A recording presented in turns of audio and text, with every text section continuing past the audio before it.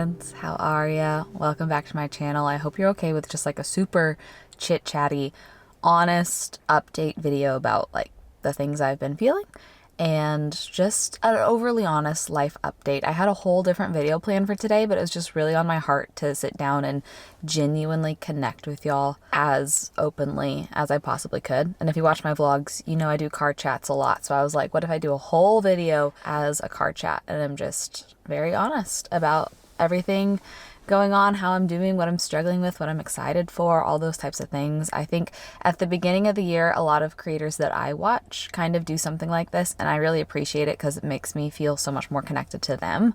And it's just a format that I can just like listen to and kind of almost feel seen and understood also when I know that people that I watch online are going through similar things or have similar thoughts or experiences as me.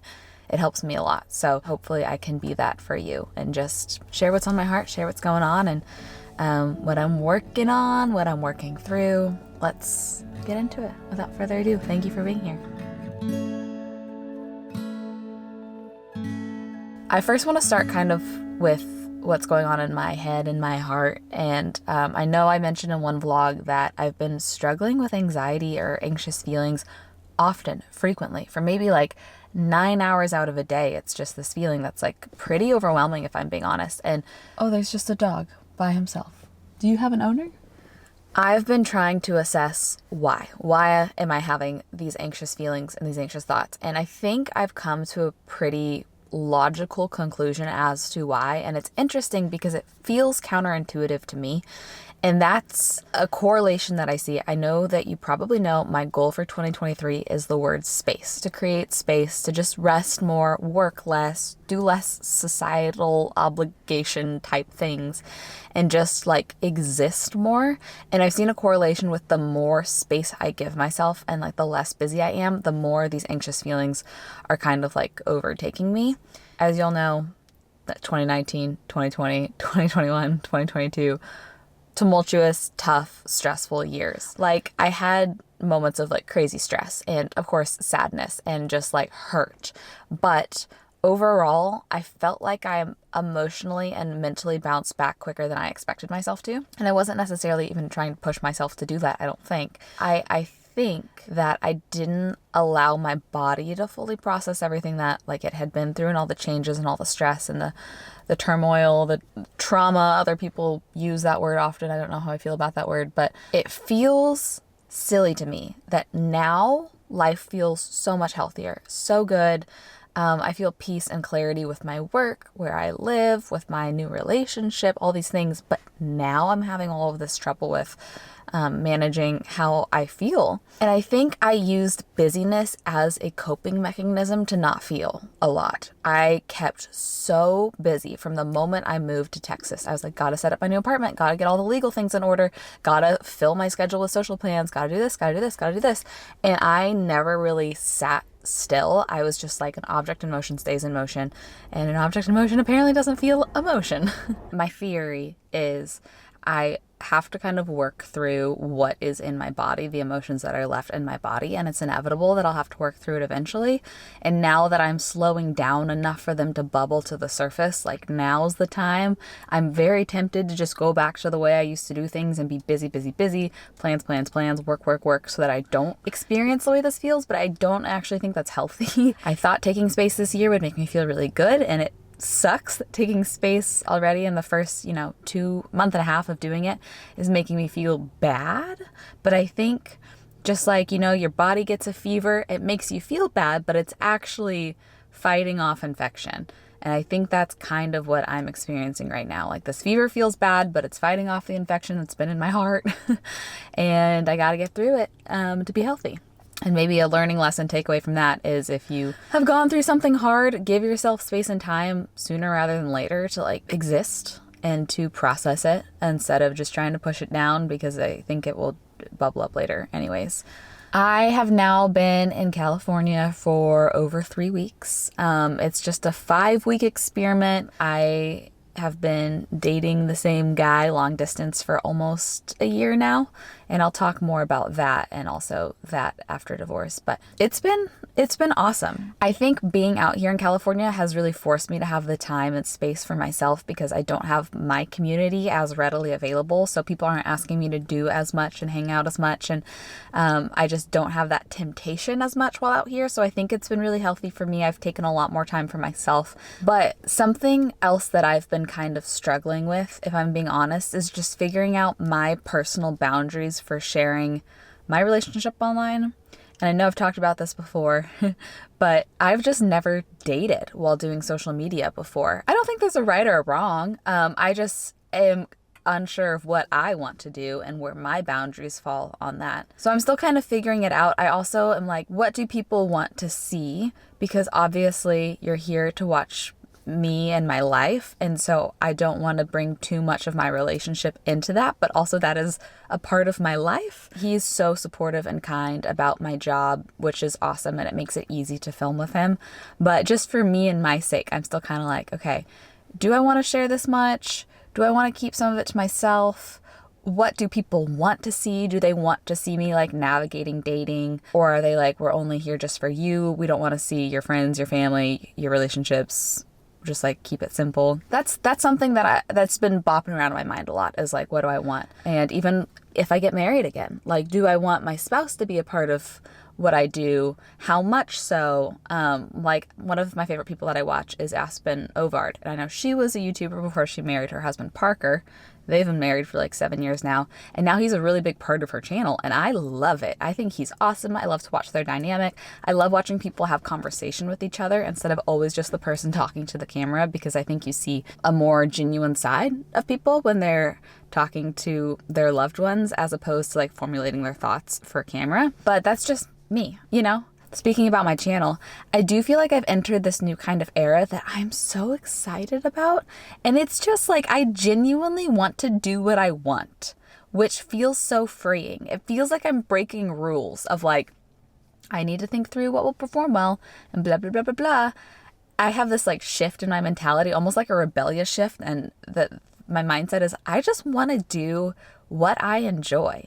And if it flops, oh well, in my mind it's better content because I enjoyed creating it, which is kind of like what I'm doing today. I had a whole different video plan, probably would have been an evergreen video that performed well, got me views, got me new people to find my channel, and I just woke up this morning and wanted to do this instead, and so I'm doing it. And I think that makes for better, more interesting videos when the person making them really wants to make them, and I'm really excited to feel that in my heart and to kind of break those rules in a sense of like not doing what is best, but doing what is just most fun. I want to do a whole chat on this once I formulate my thoughts a little bit more, but like the concept of being more unapologetically myself, figuring out what I want, not necessarily what people want of me, which is kind of what I meant with that last chat about my relationship. It's like, I don't know if I want feedback on that. I'm just trying to figure out what I want.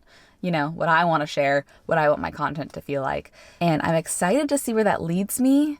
I need to like think on it a little bit more and explore it a little bit more, but that's just kind of like something new that's bubbled up inside of me that gets me really excited. And I was at this creative night the other night at like a church thing. I didn't have a ton of takeaways from it, but this one simple sentence was an interesting thought starter for me. And it's the concept of, what is your art leading people towards? Art leads people towards something. I consider YouTube a creative job, an art to an extent. I don't want to like offend artists by calling it an art. It's really not, but it is a creative based job. And so I think you could take some concepts from art and apply it to things like this, to creative jobs. The whole concept was, art is meant to lead people towards something, an idea, God, even if it's like, you know, Christian based art, whatever. And what is your art leading people towards? And so I've been thinking about that, and I want to be really intentional about what I put out. What is the reason behind it? Is it to make people feel less alone? Is it to feel connected to hundreds of people around the world? Is it to just create a safe space of like a mental break for 20 minutes of just really feel good content for someone that maybe is having a hard week or a hard day or a hard season? So I'm also excited to keep that in the back of my mind with every video that I put out for this next year. That's a big goal of mine. And another thing that I think it's going to be so good for me is I'm excited to move into that apartment back in Austin and to have my own space again. This nomad adventure, I think it's given me so much clarity as to the type of person I am. One, as to how affected I am by my surroundings for my job, but also just for like a feeling of stability and safety and security. I knew I was like that, but now I'm like, can really super appreciate when I am in a space that is mine. I think that I just feel extra at peace and calm, and that I'm glad that I did this experiment so that I have that appreciation for that. I really find so much fulfillment in making a house a home, making an apartment a home, making it beautiful, finding thrifting art, making a perfect shelf. I don't know, things like that. I will feel an extra layer of like calm and peace and purpose when I have my own space again. So I'm so excited to move in. And the very last thing that I'll talk about of something that I've been struggling with, this kind of has to go hand in hand with dating after divorce, but I've been really struggling with the desire to control the timing of my life. I think I've let go my desire to control like the success of my life, but I have wanted to control the timing of my life. And that's one of the like more hard conversations I had with Jordy recently. Is I was in tears and I was like, I just really wish I met you in a year.